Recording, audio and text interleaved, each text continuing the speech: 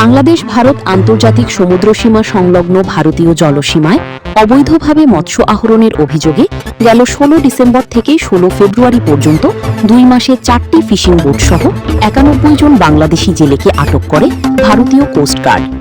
পরবর্তীতে পররাষ্ট্র মন্ত্রণালয়ের কূটনৈতিক প্রচেষ্টায় এবং বাংলাদেশ ও ভারতীয় কোস্টগার্ডের সমন্বয়ে বাংলাদেশ ভারত আন্তর্জাতিক ম্যারিটাইম বাউন্ডারি লাইনে বাংলাদেশি জেলেদের সোমবার গ্রহণ করেছে বাংলাদেশের কোস্টগার্ড।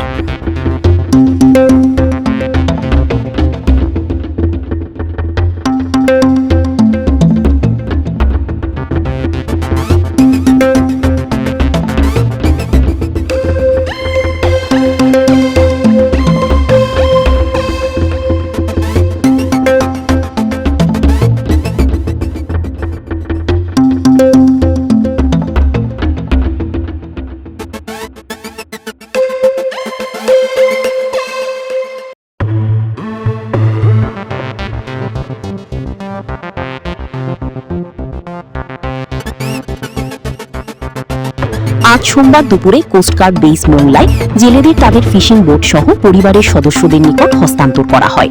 বাংলাদেশ ভারত আন্তর্জাতিক সমুদ্র সীমা সংলগ্ন ভারতীয় জলসীমায় অবৈধভাবে মৎস্য আহরণের অভিযোগে গত ১৬ এবং ১৭ ডিসেম্বর ২০২৫ এবং ২০ জানুয়ারি ও ১৬ ফেব্রুয়ারি ২০২৬ ভারতীয় কোস্টগার্ড ৪টি ফিশিং বোট সহ ৯১ জন বাংলাদেশি জেলেকে আটক করে।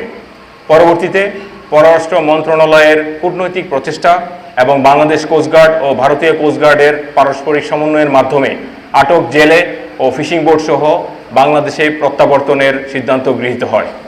সিদ্ধান্ত অনুযায়ী গত ৭ জুন ২০২৬ রবিবার বাংলাদেশ ভারত আন্তর্জাতিক মেরিটাইম বাউন্ডারি লাইন এ বাংলাদেশ কোস্টগার্ডের তত্ত্বাবধানে ভারতীয় কোস্টগার্ডের নিকট হতে ৯১ জন বাংলাদেশি জেলেকে ৪টি ফিশিং বোট সহ গ্রহণ করা হয়।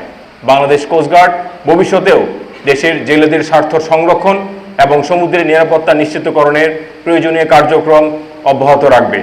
কোস্টগার্ড মিডিয়া কর্মকর্তা লেফটেন্যান্ট কমান্ডার সাব্বির আলম সুজন জানিয়েছেন, বাংলাদেশ ও ভারতীয় কোস্টগার্ডের মধ্যে বিদ্যমান সৌহার্দ্যপূর্ণ সম্পর্ক, পারস্পরিক সহযোগিতা এবং সমন্বয়ের ফলে এ ধরনের প্রত্যাবর্তন কার্যক্রম অধিকতর গতিশীল ও সহজতর হয়েছে। বাংলার গেজেট প্রতিবেদন।